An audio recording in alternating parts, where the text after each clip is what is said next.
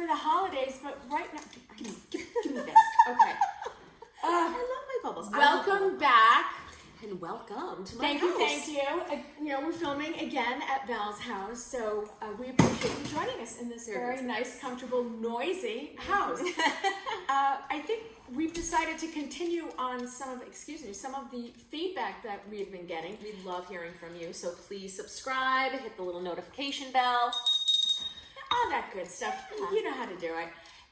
Val actually got a response to one of the videos that we did and kind of wanted to expand on it. So yeah, it was from the friendship video. Okay. I have a friend from grammar school who has moved down south and is enjoying all of our Truth Serum stuff, and it's great because it is very relevant. We do try to keep things relevant to what is happening today. But one of the things that she was checking into when I tickled her about, well, what do you think? Like, what kind of topic would you be interested in?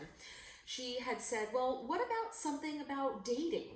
And we did one on dating over 50. But single kind of dating, and from my perspective. Right, from your perspective. And I don't think even in that particular episode, we'll have to go back and watch it to refresh my memory, that you even said parts of this. So what I liked about this is it's expanding upon that. And so what she's looking at is sort of 40s and 50s after a marriage with children. How do you get back out there, and have we done that? And also she was asking questions in regards to when you start dating, and if that new guy really gets along with the kids and gets to know the ex, that dynamic of the ex and the kids and the new guy. Right, hitting it off. And how does all that, okay, so my number one rule for when you start dating again after a divorce, you broke up with a boyfriend or whatever it is, the number one rule is do not introduce this person to your children unless you are very, very, very, very serious. What does that mean? This other person is not dating your kids. This other person is dating you. And once the two of you know that you're solid in your relationship, then bring the kids in, because kids add a whole different factor, and it all depends on age. Oh, the age of the kids. Age of the kids. Yeah. The younger they are, the harder I think it is, because the kids will see this person coming into their life, and then if you break up, it's abandonment. It's where did they go? What did I do? They take it personally. So it's a very fine line.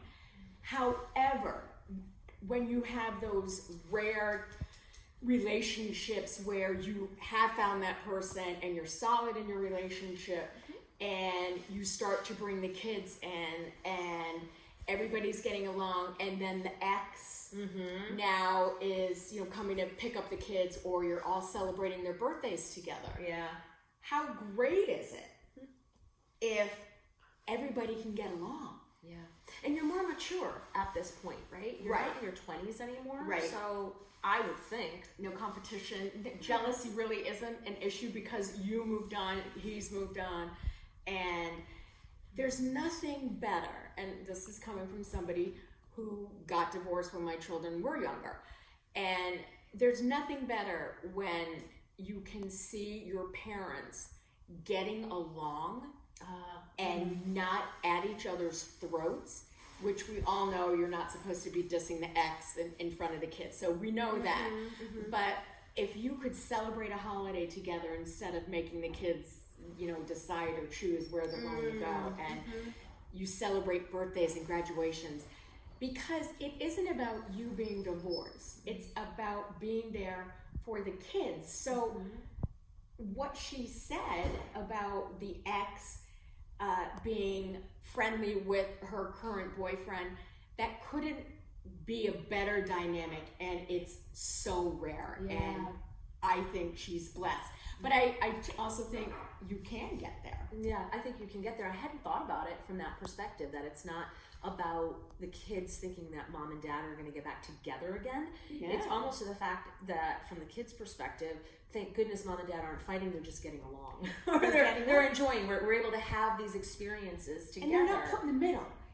The kids should never have to choose, ever, Well, ever, and half ever. the time, the kids are off doing their own thing. They're swimming in the pool, they're jumping around, They're getting older. they're playing with other kids. And so if you guys are around and it's the adults, you know how it always is, like sit at the kid table and the adults. But if the kids can see the parents and everybody sort of interacting and getting along, I think that is a fabulous. I think it's not a norm. So the takeaway here is this is not a norm to my friend. So congratulations. And, good for it. And it should be a norm. But it should be a norm. It absolutely should be a norm. And one of these days, I'm going to get my ex-husband's first ex-wife on here to show that there's nothing more important than raising the children that you both have together. Because his first ex-wife has two girls. Two girls. And I have two children with this, with the same ex.